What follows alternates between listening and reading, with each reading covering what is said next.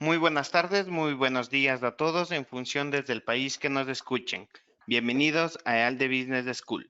El día de hoy presentaremos el webinar La huella de carbono en las organizaciones, cómo se calcula y cómo impacta en las finanzas, que va a impartir el experto y profesor de EALDE Business School, Javier Saltó. Si les parece, vamos a esperar unos segundos para hacer una pequeña prueba de sonido y dar tiempo a que se conecten más compañeros. Les pido puedan escribir en el apartado de preguntas para confirmar que el audio y el video son correctos y además saber desde el país que nos escuchan.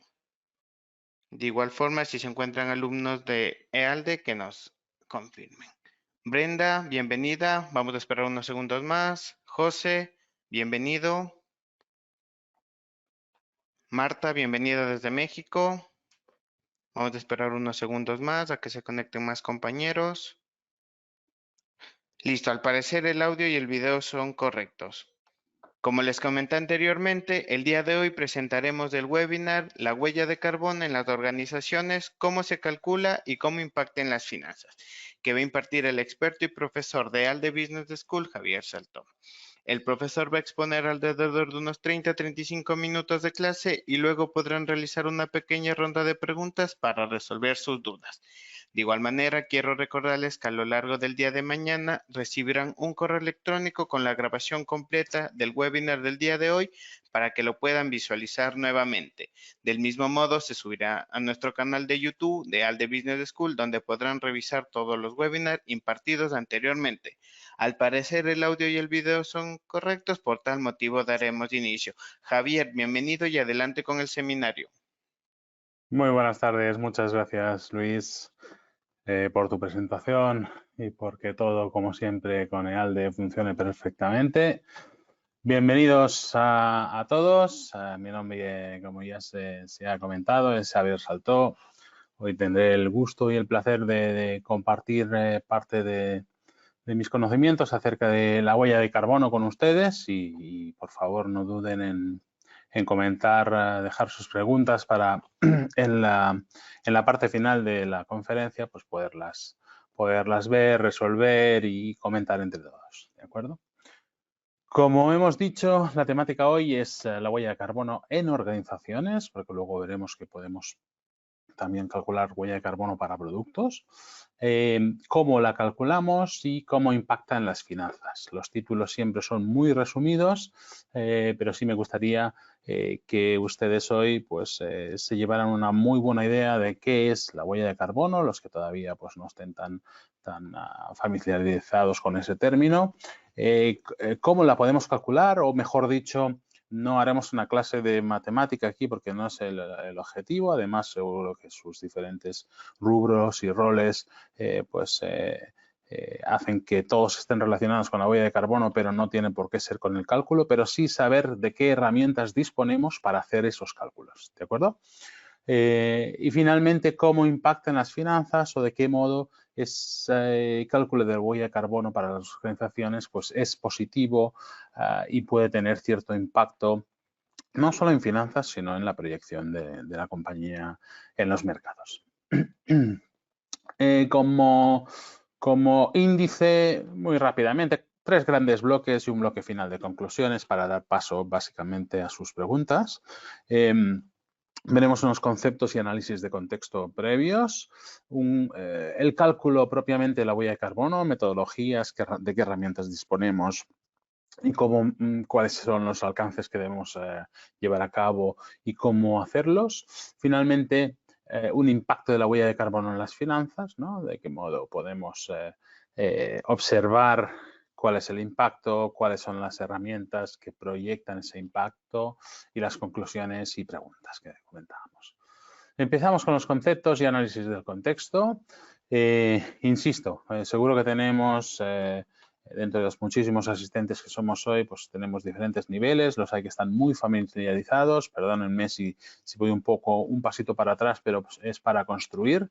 La huella de carbono es un indicador ambiental que refleja la totalidad de los gases de efecto invernadero emitidos de forma directa o indirecta. Luego veremos ese matiz por una organización, por un individuo, por un evento o por un producto, ¿vale?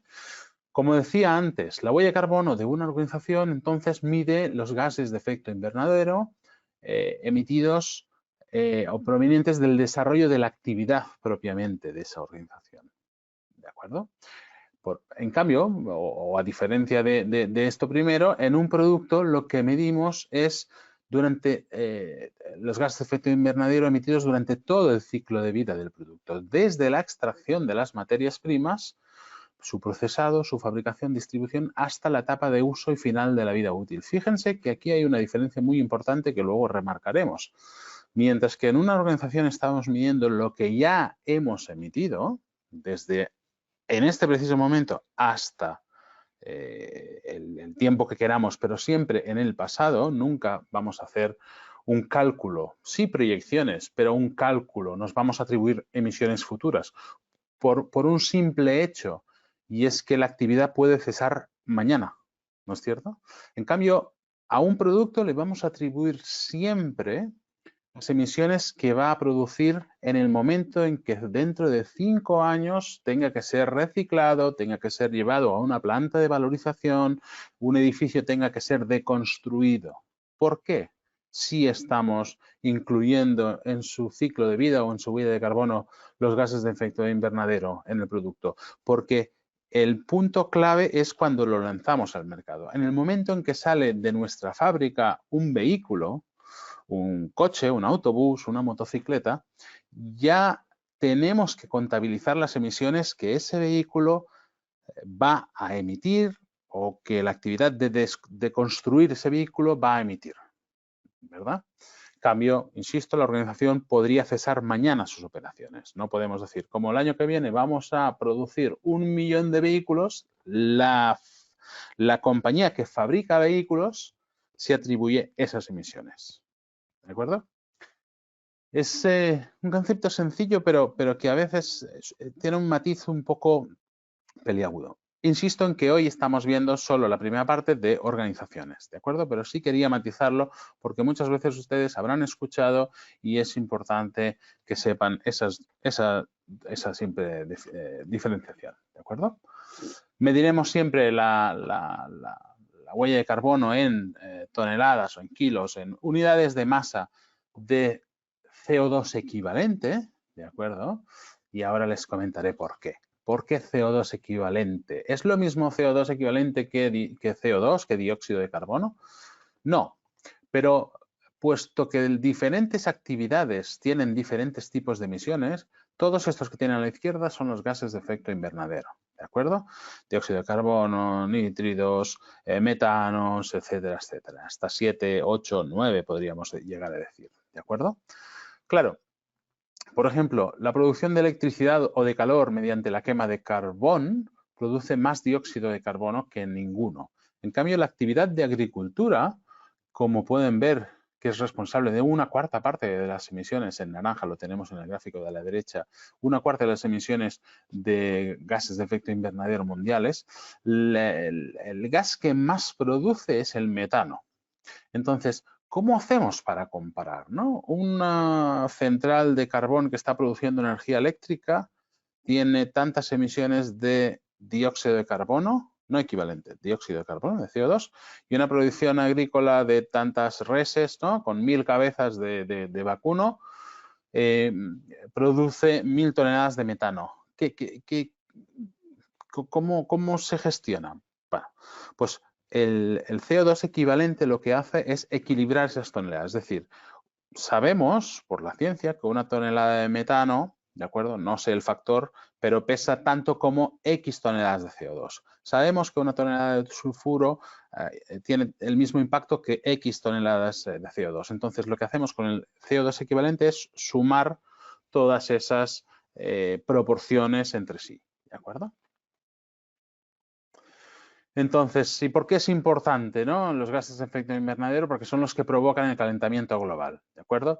Yo creo que ahí sí no es necesario profundizar mucho más, pero tienen que saber que el calentamiento global, básicamente lo que pasa con los gases de efecto invernadero es que se viene poniendo aquí pues como un pequeño paraguas en la atmósfera que sí deja entrar o que no deja que parte de la luz solar rebote de la Tierra y se vaya hacia el exterior. Entonces se queda atrapada en nuestra atmósfera y ese rebote es como si tuviéramos pues, un invernadero agrícola, como en donde cultivamos melones, sandías, fresas y demás, ¿de acuerdo?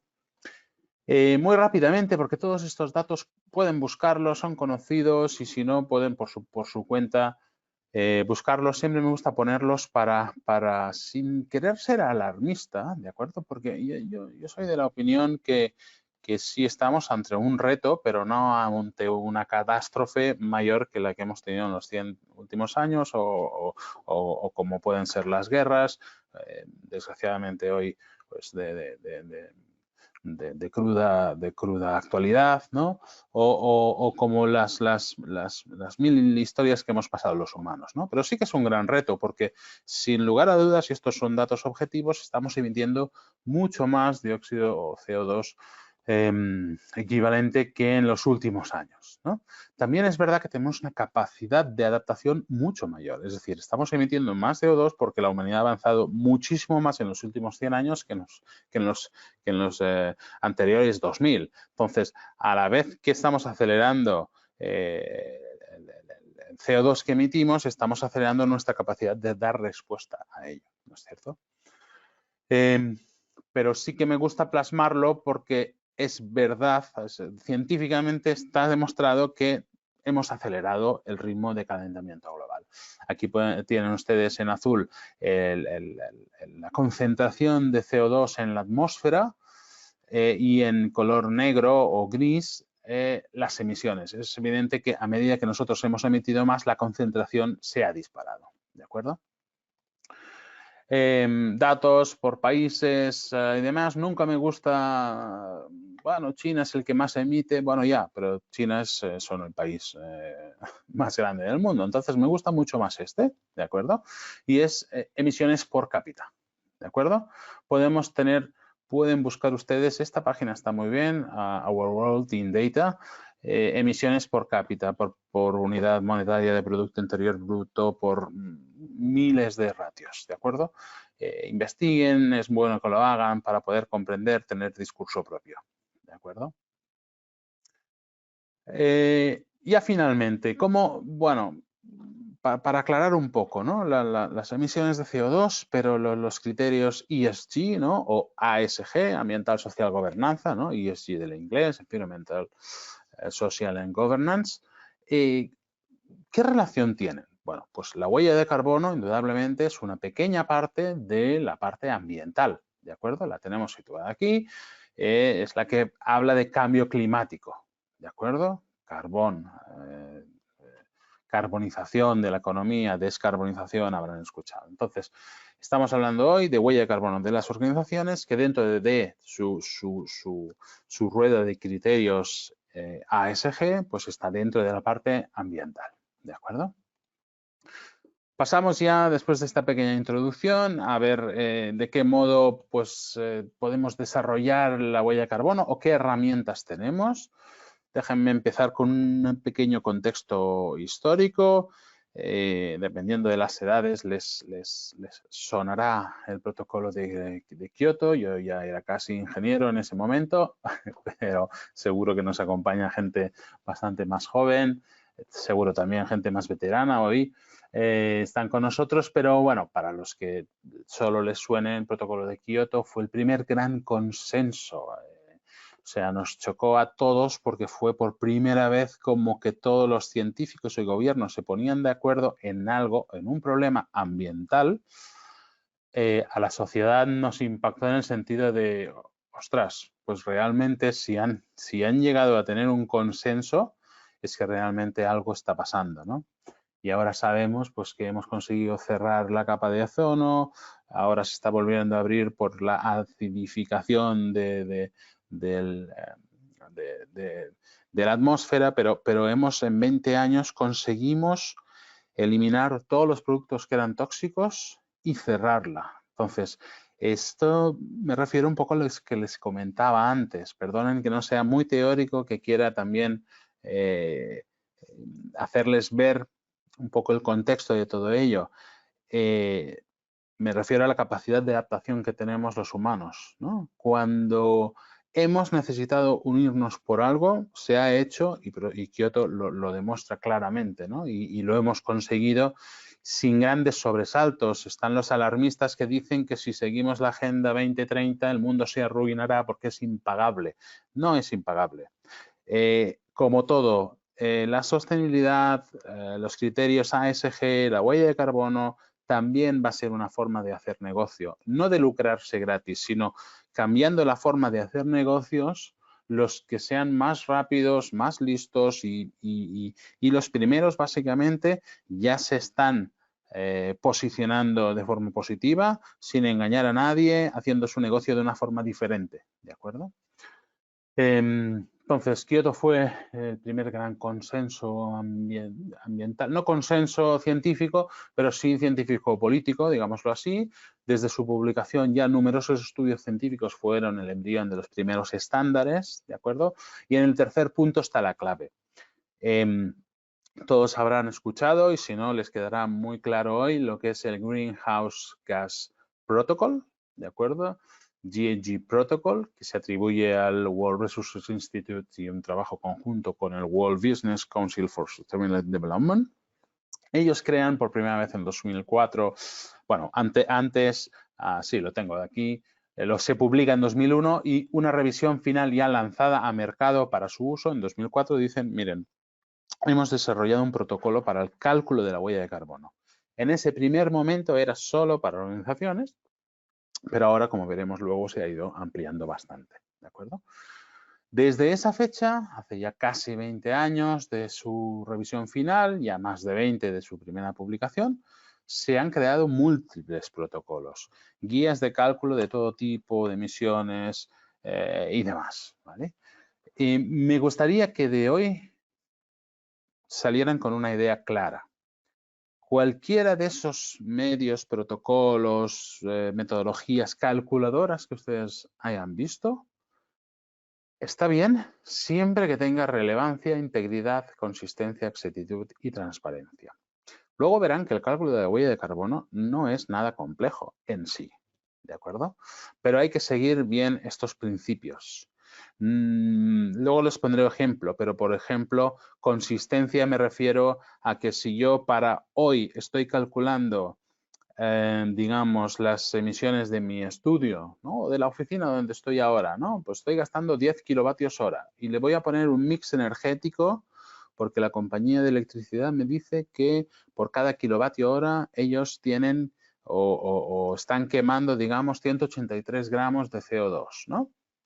No puede ser que si lo calculo mañana, lo haga y la compañía de electricidad no me da ese factor, yo coja yo estoy en España, pues yo coja el de Francia.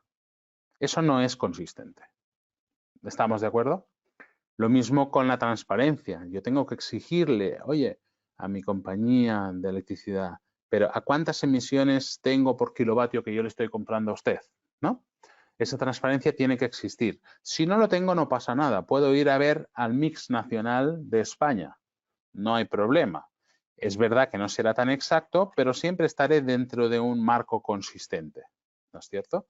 Lo que tengo que vigilar es el año siguiente hacerlo del mismo modo o indicar en la memoria que cambié porque mejoré mi exactitud en los datos, ¿no?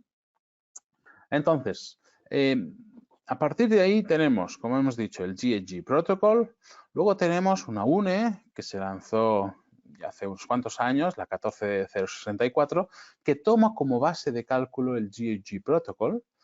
Luego tenemos del International Panel on Climate Change, los expertos, unas guías de gases de efecto invernadero creadas con el fin de orientar a la cuantificación de inventarios nacionales, ¿de acuerdo? Esto nace del Pacto de París y demás.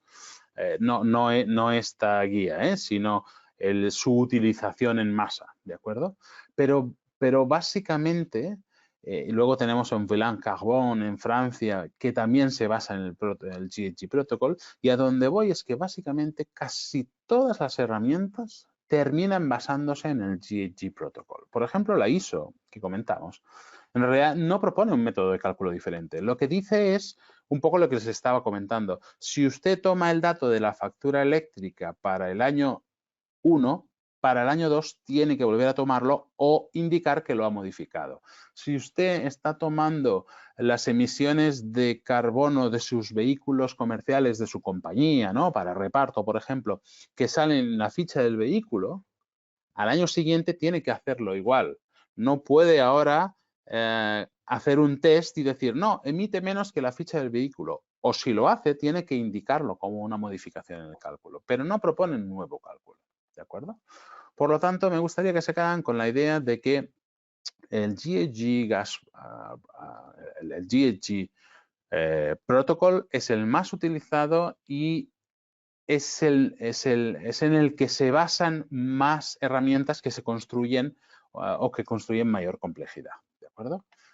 Como decía, es el primer estándar de gran consenso, está ampliamente utilizado. El 90% de las compañías del Fortune 500 reportan al Carbon Disclosure Protocol utilizándolo, ¿vale? Esto es un programa obligatorio para compañías de cierto nivel y en ciertas actividades que tienen que reportar la huella de carbono.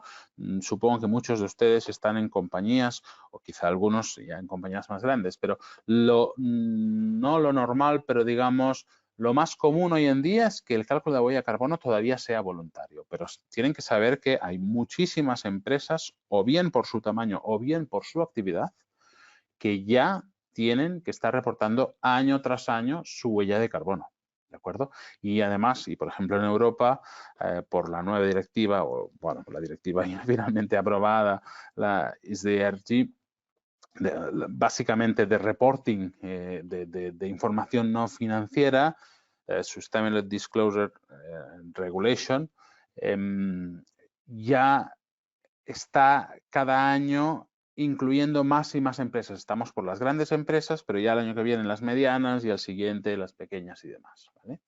Entonces, centrándonos en el GHG Protocol, sepan que dispone de 6 estándares principales y 7 sectoriales. Esto es muy importante porque muchas veces nos hemos encontrado que no es lo mismo calcular una huella de carbono para una compañía que se dedica a la producción de zapatos que para una compañía que produce buques, navíos, que otra compañía que simplemente es una empresa de servicios, de marketing, ¿no? Y tiene oficina. Entonces, esto va muy bien para poder, no son cálculos nuevos, los cálculos sectoriales, pero sí que son matices de, oiga, usted, si es una compañía de servicios, se encontrará con este tipo de situación que puede resolver así, ¿de acuerdo? Más de 25 herramientas de cálculo disponibles, más de 50 programas. GHG Protocol es abierto, por cierto, no lo he dicho. Para los que no lo sepan, ustedes pueden ir ahora, entrar en su página web y se descargan la información que consideren y que necesiten, ¿de acuerdo? O sea, además es un código abierto, ¿vale? Porque básicamente está gestionado por dos fundaciones, se lanzó por dos organizaciones pues que tienen fines de divulgación y de investigación, ¿de acuerdo? Y además, ustedes pueden navegar, tiene múltiples protocolos para cálculos en función de casos. Cross-sector, como organizaciones de cualquier sector, independientemente del que sea, customizado para diferentes tipos de país, diseñado para sectores específicos y demás, ¿de acuerdo? Una pequeña presentación, ¿no? Lo que decíamos, tienen sus protocolos por entidades o por organizaciones, estos dos de la izquierda. Ya ven que separa por corporate y por cadena de valor, scope 3, alcance 3. Ahora veremos rápidamente a qué se refieren, ¿vale? Por producto, lo que hemos dicho, o incluso por proyecto, ¿de acuerdo? También les haré una mención de por qué por proyecto, ¿vale? Lo que decíamos, todos estos estándares de cada uno de los países que aparecen aquí están basados en el protocolo GHG, ¿de acuerdo? El protocolo GHG trabaja con 3 tipos de cálculo. Ya entro un poquito más en materia, ¿de acuerdo? Sin marearlos en las matemáticas, como hemos dicho, pero sí entramos en materia de cómo hacer ese cálculo, ¿de acuerdo? Tenemos 3 tipos de cálculo. Para entidades, organizaciones, ¿de acuerdo? En el que Lo que haremos es, comparando 2 años, calcularemos las emisiones de todas las operaciones de la organización, las que ya se produjeron, lo que decía, ¿de acuerdo? Es decir, cuántas emisiones ha producido la compra de electricidad, cuántas emisiones ha producido el combustible de los vehículos comerciales de reparto, ¿no? Y así con todo lo que tenga el alcance 1 y alcance 2, que luego lo veremos, ¿de acuerdo? Por tanto, la reducción de emisiones se produce entre 2 instantes diferentes del tiempo, ¿de acuerdo? En cambio, para proyectos, les he dicho, también hay proyectos. Proyectos, digamos, lo que hace es cuantificar las emisiones que se evitarán en el futuro gracias a un proyecto. ¿A qué me refiero? Sobre todo para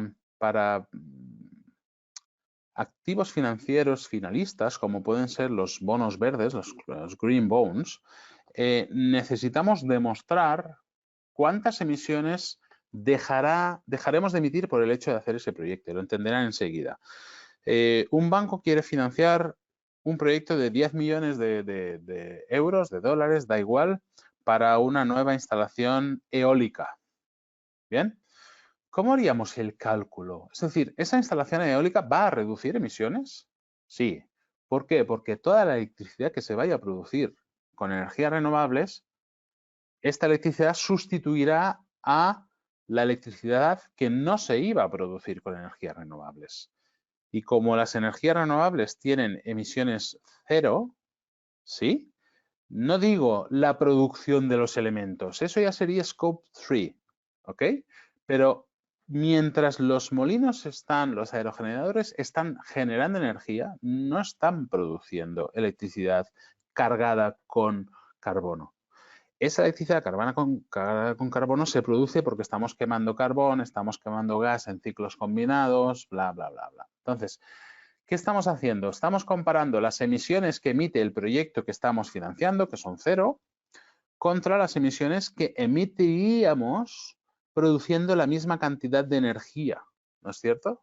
Es decir, el país, por ejemplo, España, debería de emitir esa cantidad de energía, 100.000 gigawatts al año,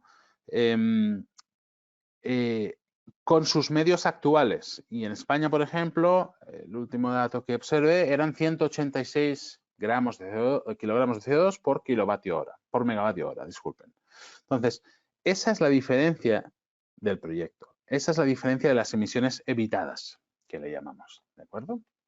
Y el cálculo lo realizaremos de este modo. Y finalmente, para productos, que hemos dicho que no entraríamos tan en profundidad para no salirnos de organizaciones, pero básicamente combinan las emisiones de todas las fases de un producto, las emisiones ya producidas y las futuras, ¿de acuerdo? Es decir, el combustible para distribuir ese producto tiene que contabilizarse. Si estamos, por ejemplo, imagínense una lámpara, ¿no?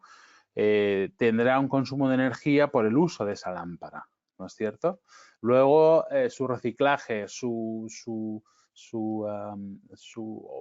reutilización en algunos casos, ¿no? Su valorización, ¿no? Para no llevarlo a vertedero, por ejemplo, ¿no? Pues todo ello tiene que estar incluido en la huella de carbono de un producto, que también se le llama ciclo de vida, ¿vale? Cuando hablamos de ciclo de vida está muy relacionado con productos, ¿vale? También con edificios, porque un edificio al final no deja de ser una combinación de productos, ¿no? Entonces, hemos dicho antes, ¿no? Oye, Xavi, tú has hablado de alcance 1, alcance 2, alcance 3. Bueno, esta infografía seguro la conocen todos, la han visto en miles de colores, pero siempre es exactamente lo mismo. Para la buena determinación de la huella de carbono, lo que vamos a hacer es dividirlo en 3 partes.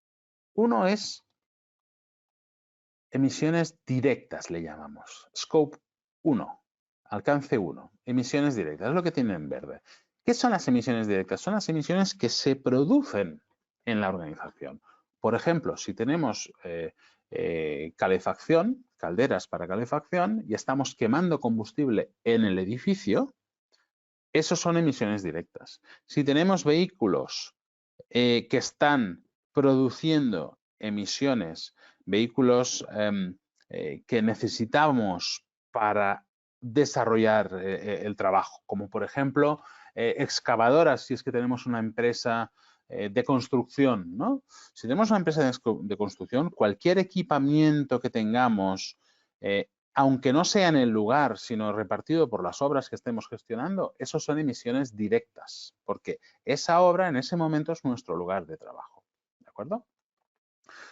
Como emisiones indirectas y alcance 2, Scope 2, tenemos cualquier tipo de energía que hemos comprado y que hace que o hayamos provocado que alguien emita. ¿Por qué decimos energía comprada? Porque lo que les decía antes, cuando nosotros estamos comprando energía eléctrica, lo que estamos haciendo es que la compañía eléctrica emita en algún lugar de la nación o extranacional, si es que la energía es importada, estamos provocando que emita emisiones, ya sea por quema de carbón, por gas en ciclos combinados, de forma mucho más moderna, ¿no? Sobre todo estos dos, porque lo otro son hidroeléctricas, nuclear que no emite emisiones, o sea, tenemos el problema de los residuos nucleares, pero este es otro problema diferente que no sabemos cómo abordar, sinceramente, pero por eso es que cualquier tipo de energía comprada tiene esas emisiones, ¿de acuerdo? Y hasta aquí me gustaría que se centraran, porque hoy en día el estado de la materia no da para mucho más. Es decir, me gusta ser realista y siempre decirles, vayamos a calcular Scope 1 y Scope 2, alcance 1 y alcance 2. No se preocupen por el 3, ya vendrá cuando tengamos una buena contabilidad, porque como no es nada difícil, alcance 1 y 2, nada difícil, ya le pondremos, cuando todos estemos en un punto en que hayamos alcanzado un buen nivel en 1 y 2, ya llegaremos al 3. Pero básicamente ahí tenemos que contabilizar, por ejemplo, viajes de negocios. Si yo voy a ver a un cliente, ¿verdad que ese avión está emitiendo emisiones o el coche está emitiendo emisiones, pero no sirve para producir de forma directa, ¿verdad? Por eso estos son directas y estos son indirectas, la 2 y la 3. Yo en ese viaje comercial no estoy produciendo, ¿verdad? Cuando mi red de distribución de producto no está produciendo, sino que está llevándolo al mercado, ya salió, ¿verdad? Y así con todo, con producto de compras, vehículos, gestión de residuos, etcétera, etcétera. ¿Vale? Este es el mismo gráfico, pero fíjense con una pequeña cuestión y es que separa las actividades upstream o downstream, ¿vale? Upstream es mientras lo estamos produciendo, ¿vale? Hablo de alcance 3, ¿eh? Alcance 1 siempre es el mismo, son directas. Alcance 2 siempre es el mismo, indirectas por energía comprada. Y alcance 3, aquí tenemos dos. Upstream es mientras estoy produciendo ese producto o vendiéndolo, por ejemplo, mi viaje de negocios a un cliente para que me compre más producto. Y downstream es ya fuera, cuando termino el producto, fuera de mis instalaciones. Por ejemplo, los camiones que ya le llevan el producto a mi cliente que ya me lo compró. ¿Vale? Ese gasóleo es también Scope 3, pero en este caso es downstream. Ya terminó mi proceso productivo y ya empezamos ahí, ¿no? Bien, Xavi, está perfecto, ya sabemos, pero ¿cómo calculamos? Les prometí que era fácil y es fácil, ¿vale? Vamos a hacerlo fácil. Alcance 1 y alcance 2, Scope 1 y Scope 2. Aquí tenemos un ejemplo. Seguro que alguna empresa tiene alguno más, pero quédense con el concepto. Consumo de combustibles en instalaciones fijas. Por mis calderas, porque tengo un horno, por ejemplo. Uno tiene un horno a gas porque pone una metalúrgica, ¿no? Tiene que poner unas piezas, levantarlas a 500 grados y quema gas. Esos emisiones alcance 1. ¿Sí? Es así de sencillo. Consumo de combustibles en vehículos y maquinaria, pero son vehículos no comerciales, no son vehículos de distribución de productos, son vehículos que necesitamos. Por ejemplo, una carretilla, un toro le llamamos por aquí, en una fábrica todavía hay carretillas que llevan arriba y abajo materiales que son a gasóleo. Eso es productivo, ¿verdad? Es decir, no podemos continuar la producción si esa carretilla no lleva las piezas A al lugar B. Esos son vehículos y maquinaria, ¿de acuerdo? Las maquinarias de construcción, etc. Y en alcance 2, consumo de electricidad y de otras energías si es que las estamos comprando.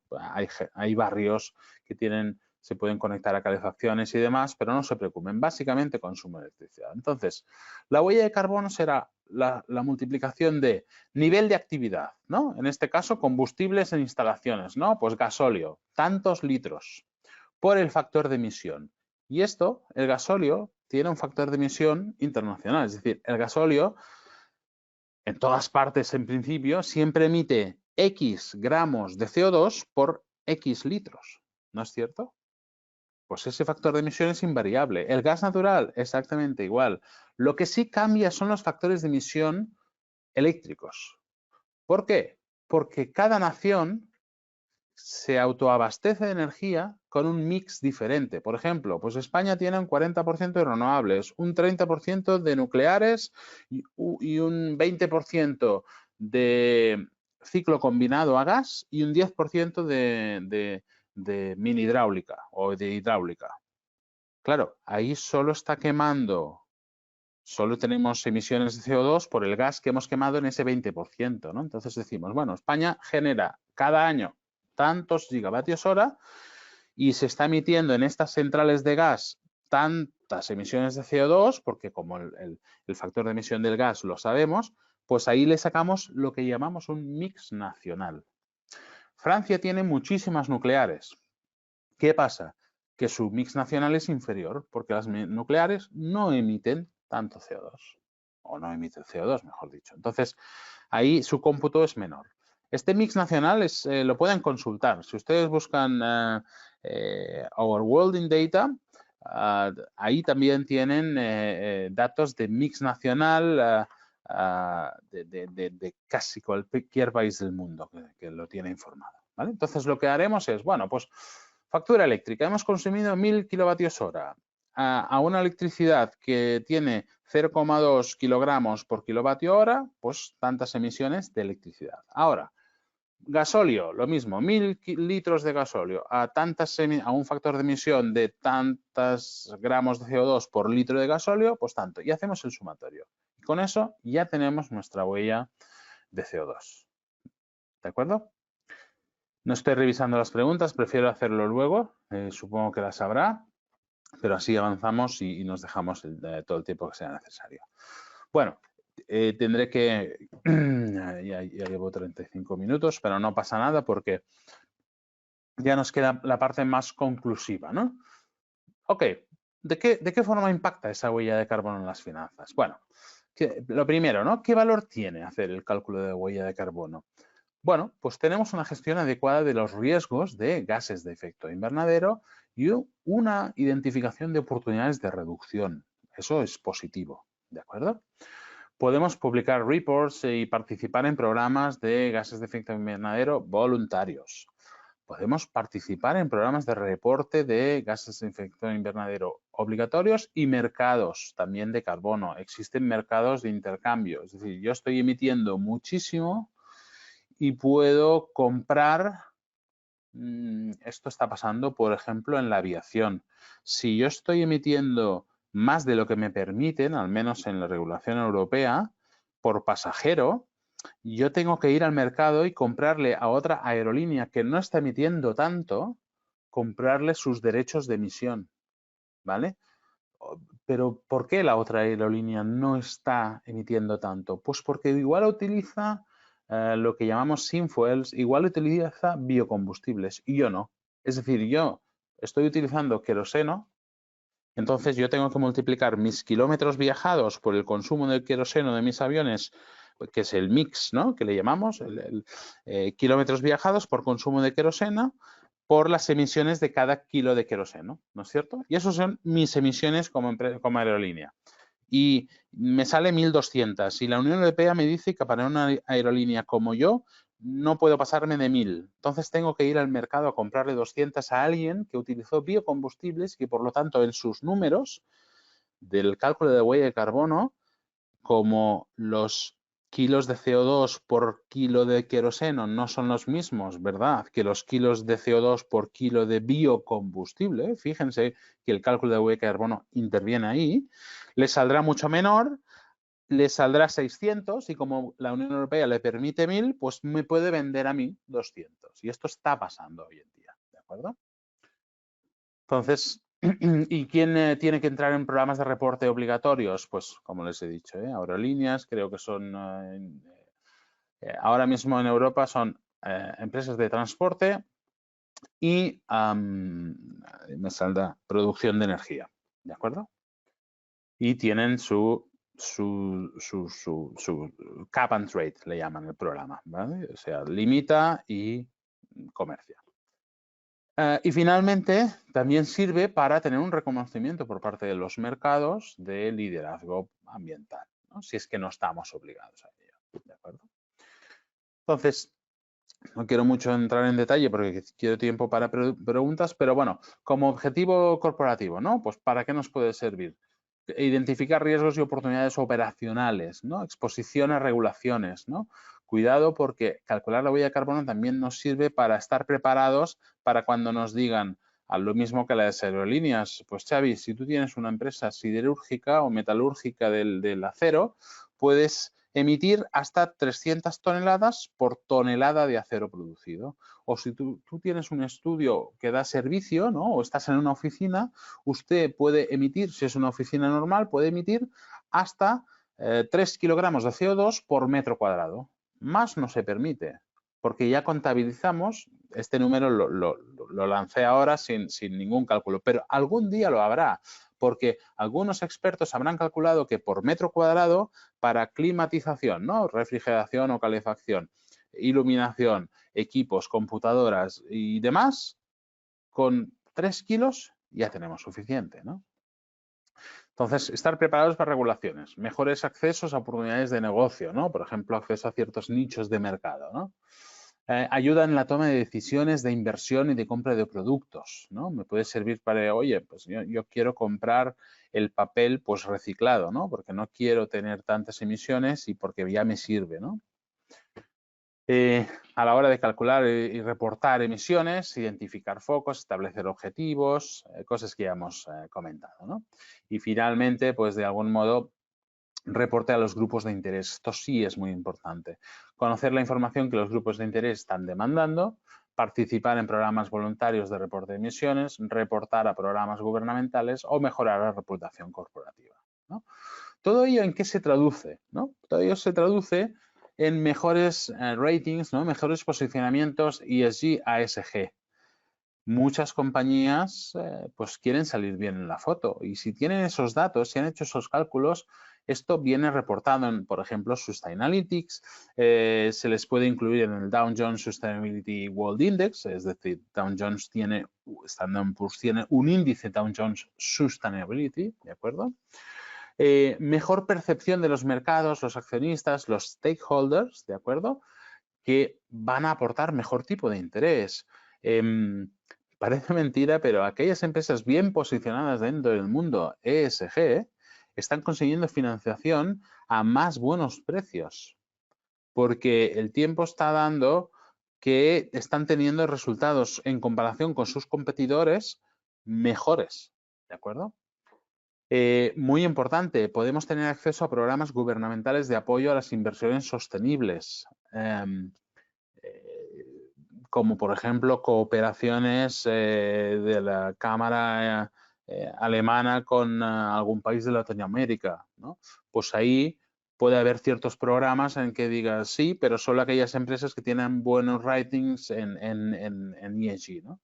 Y finalmente, acceso a programas de inversión verde como los bonos verdes, ¿no?, los green bonds o los climate bonds, que tienen mejores precios que la financiación convencional. Estos programas son un gran impulso para entidades de inversión, aunque bancos comerciales, por ejemplo, que se apoyan en esos programas y emiten bonos verdes. ¿Por qué? Porque esos bonos son comprados de forma más alegre por sus inversionistas, ¿no? Además que esos bonos verdes tienen unas mejores condiciones de financiación, ¿de acuerdo?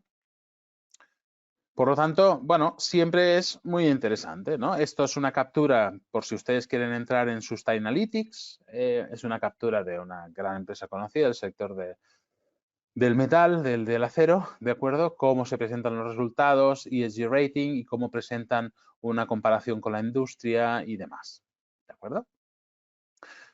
Por lo tanto, como conclusiones, ya para dar paso a preguntas, el cálculo de huella de carbono, al menos para alcance 1 y 2, está al alcance de cualquier compañía que tenga cierto orden en sus inventarios, ¿de acuerdo? Que tenga sus facturas eléctricas, sus facturas de combustibles y demás, pues más o menos organizado.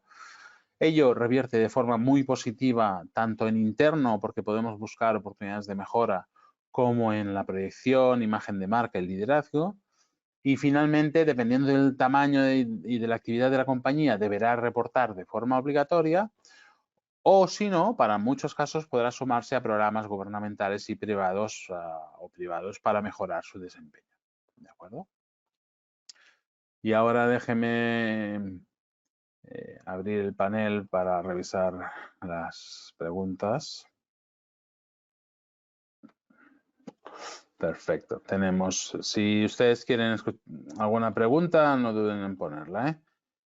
A ver, tenemos de momento solo un par llegaron. ¿Existe reglamentación ISO que trate sobre la huella de carbono? Sí, efectivamente, lo he comentado al principio, la ISO 14064 y la 065 hablan sobre la huella de carbono, pero se basan en el cálculo del GHG Protocol. Es decir, lo que hacen es procedimentar de qué forma tenemos que calcularla, cuándo, a quién reportar, y la 065 de qué forma tenemos que trabajar para mejorarla.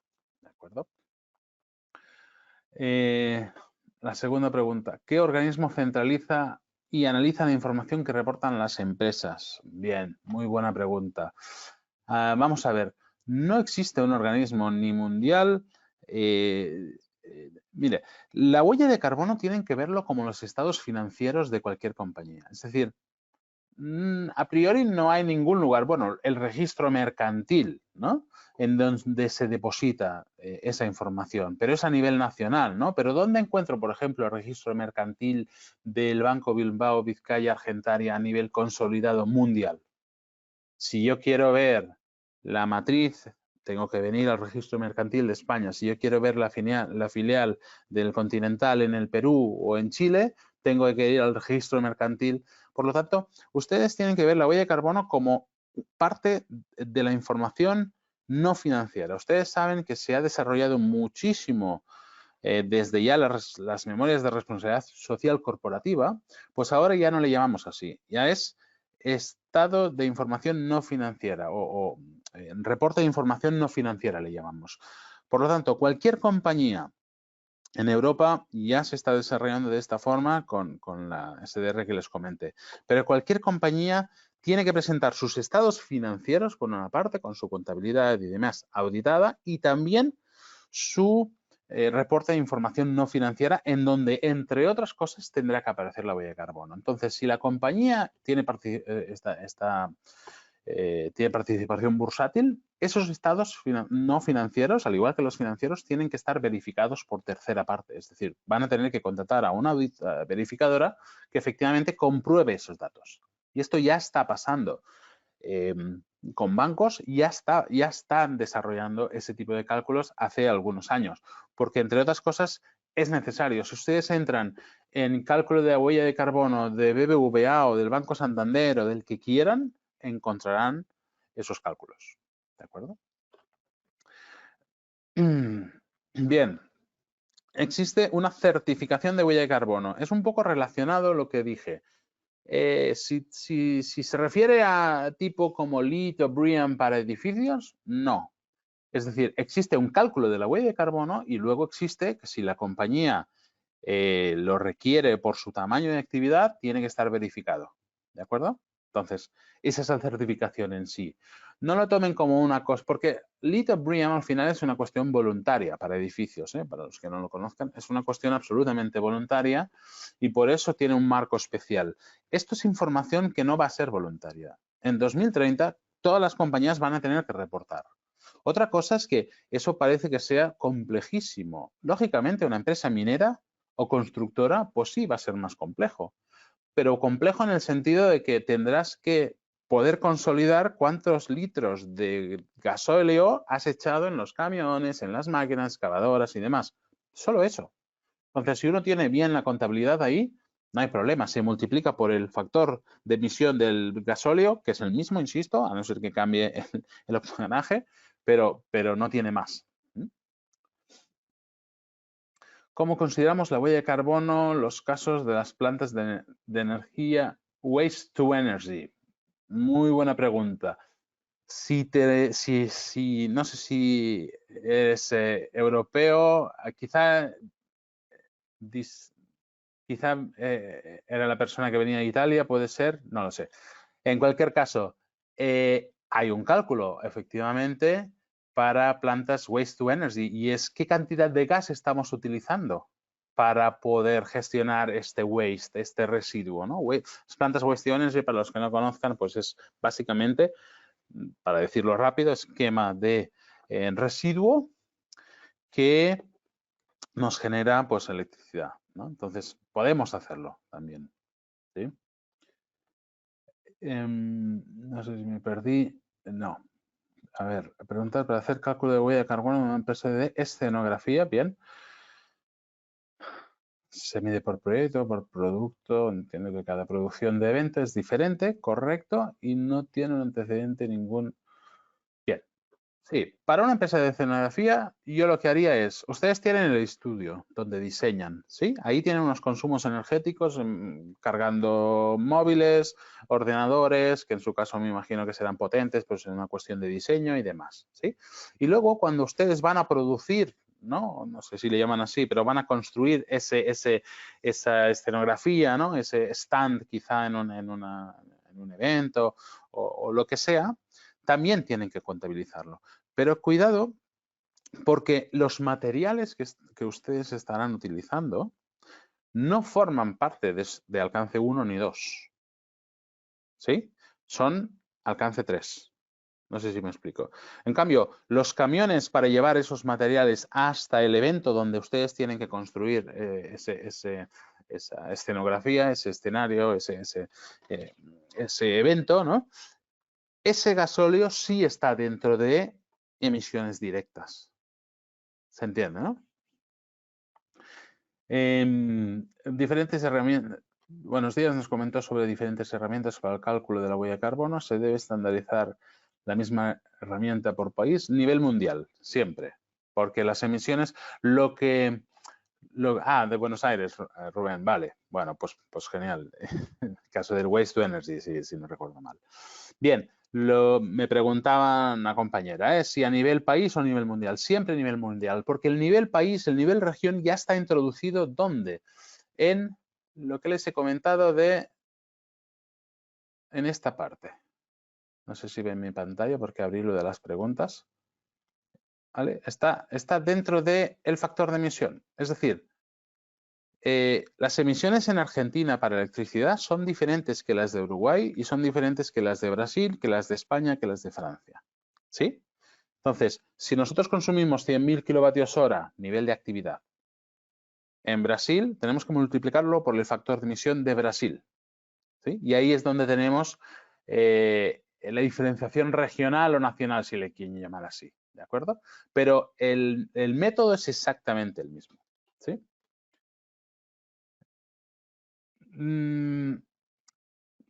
Siguiente pregunta. Ya tendremos ya las 3 últimas, porque no sé si vamos bien de tiempo. No me dice nada Luis, entonces yo puedo seguir. Si no me riñe. Hoy en día no existe ninguna tecnología que ayude a emitir la huella de carbono a cero. A reducir, te refieres, ¿no? Me imagino, ahí Roberto, siempre que tengamos actividad, siempre es difícil decir, siempre, ¿no? Pero casi siempre que tengamos actividad vamos a generar una huella de carbono. Es verdad que, por ejemplo, yo en mi estudio, yo compro la energía a una compañía que me la proporciona con GDO, le llaman garantía de origen. ¿Qué significa? Y es que ellos me están entregando solo energía producida con medios renovables. Entonces, yo cuando multiplico mis 1000 kilovatios hora anuales del estudio, los multiplico por 0, porque como viene de renovables, no emiten. Pero claro, Scope 1, no tengo caldera, no tengo vehículo. Voy en transporte público. Claro, yo estoy produciendo un servicio, por lo tanto yo no necesito ninguna maquinaria. Scope 1 tengo 0. Bien, alcance 2, ¿no? Scope 2, estoy comprando energía, pero es a factor de emisión 0, ¿no es cierto?